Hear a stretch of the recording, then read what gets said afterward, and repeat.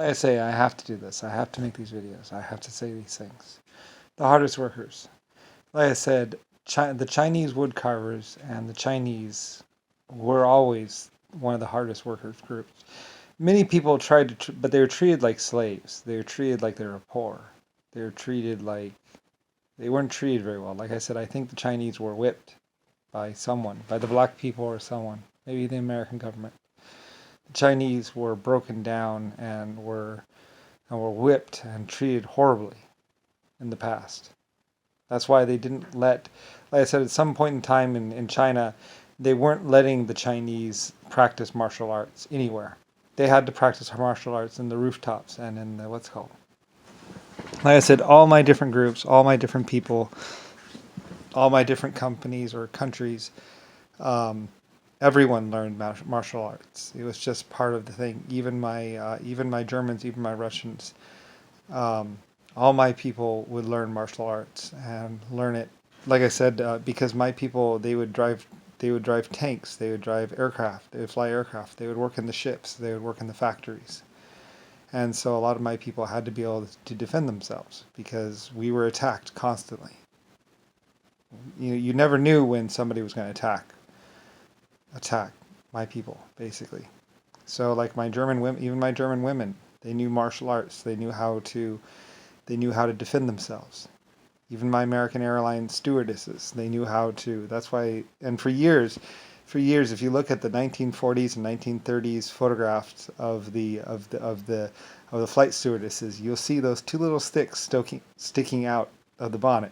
For years, it was like, "Come fly Pan Am," and you would see the little hairpin or hair tie or whatever, and stuff like that, and that was a weapon, and a weapon that they were trained to use. They were trained to know how to grab their hairpin and go and stick it in a guy's throat.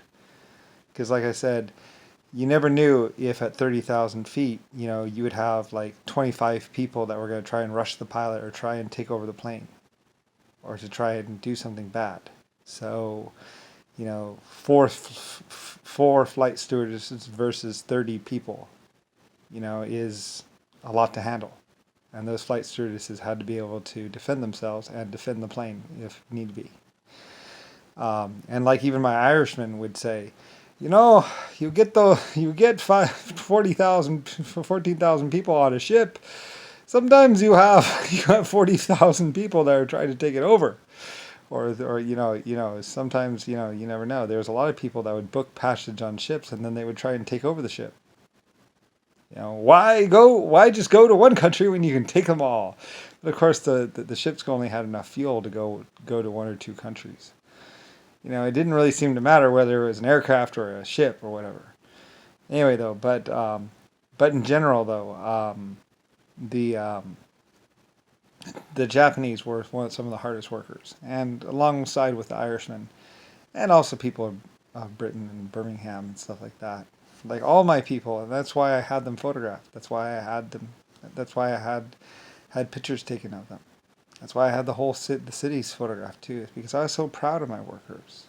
I was always really proud of my people, epically proud.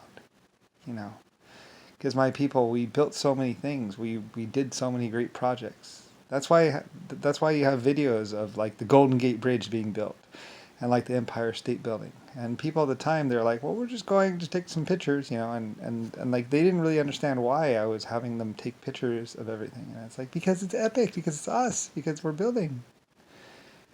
Because I want pictures of everything, and I wanted pictures of everything, not just, and also there were other projects too that other people were building, and my people would take a couple pictures of that, like, and maybe somewhere along the way, people decided that it was actually a good idea to take pictures of these projects. But I mean, like, I had films of my projects being built. I had pictures, I had everything. So, like I said, I was so proud of my people. We were epic civilization builders, And like I said, I had built things in space and other planets and stuff like that, and I didn't have the benefit of, it's like, another project down, another project down, another project down, another planet, another one, and so I never really like I did so many, so when I was doing things, like I felt really proud and I felt this feeling of love and I love my people, and like I was paying for these things being done anyway. And like I said, that's why also all the stained glass, all the glass photographs and everything else like that was because, I was paying for it myself. It's coming out of my own money. So, you know, I was one, and like, I mean, I figured I'd probably go bankrupt. I didn't think anyone would even buy the pictures. Like, who cares about being pictures, whatever. And I was trying to do it off as like you'd be immortalized in photographs and pictures and stuff like that. And a lot of people actually signed up and wanted to get their picture taken. A lot of people wanted to be, immortalized so they could know what they look like when they were young, and know what they look like, later on and stuff like that. Like, I was really surprised. Like, I didn't think it would catch on, really. I was like, yeah, maybe it will catch on, maybe it won't, but I'll pay for it anyway. So I was paying for it and I was having it done. And if I made money, I made money. And if not, oh well. Like I said, the film was costing me a lot. The film was expensive, really expensive. It took basically a king to actually have the photographic film actually even manufactured and the glass plates made. Like, it's a very complicated process and all that, or it's a process to have it done. And I was pretty much the only one doing it at the time, because I wanted these photographs. And like I say, it's a lot of the stained glass, or not stained glass, a lot of the glass pictures and stuff like that were smashed. And unfortunately, they didn't, somebody was smashing them and burning all the films. And like I say, I think maybe it was my Germans or somebody was horrified and shocked that somebody would just go in and smash all these pictures of all this stuff. I mean, it's like, it's our history. I think it was JFK or someone, I don't know, they were destroying our history. They were, all those people, they worked really hard and they had their picture taken. They felt really proud because they were part of this. And then this idiot just comes along and in a few minutes just destroys everything and burns it. And ruins the records. Like I said, killing the people and executing them and everything else was just one of the steps in what they did.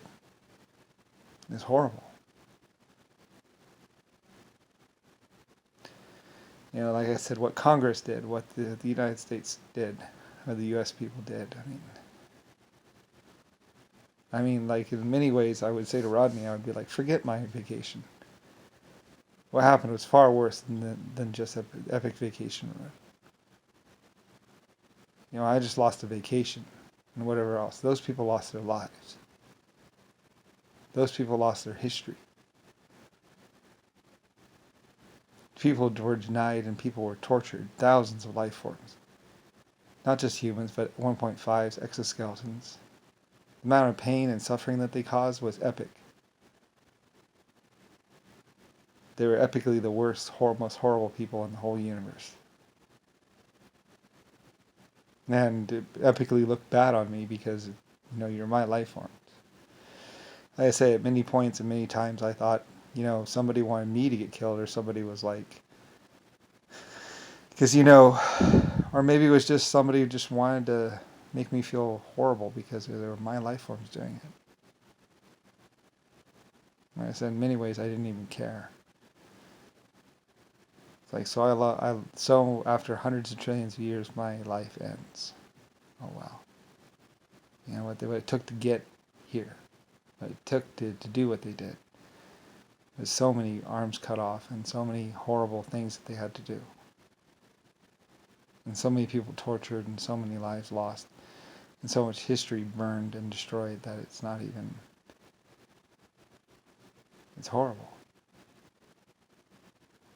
Car bombing of whole cities, half the planet. Gassing of people, of whole populations of people. I mean, they didn't use death camps. They just simply gassed or poisoned whole cities. More than just Nagasaki and Hiroshima were bombed. Many people knew that, and there's still radiation signatures on some of the places. You go to some of the places, and you can tell that a nuclear bomb had gone off there because it's still radioactive.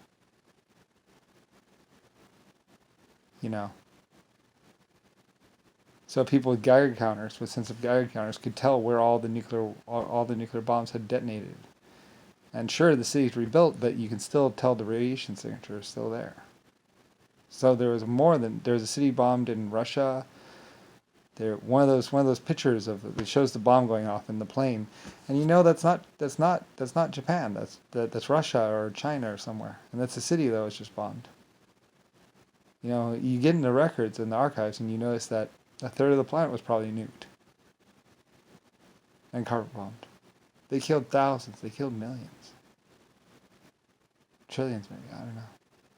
Somebody was laughing at me and was like, we killed couple hundred, like 700 million or 700 billion, as if it was a good thing. They said, I don't know, it's not on me. Anyway, somebody was laughing because they got away with it, and it's like, well, I don't know, you're not dead yet.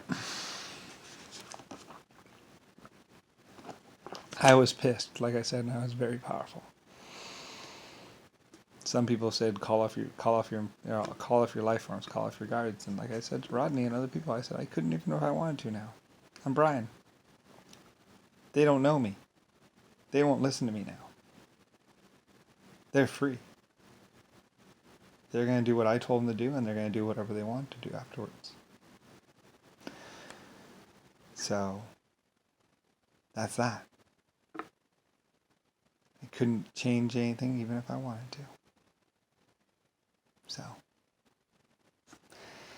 it's just going to happen the way it was supposed to happen. You know, it's like following a list of instructions. They're just going to do it. They just did it. Whatever.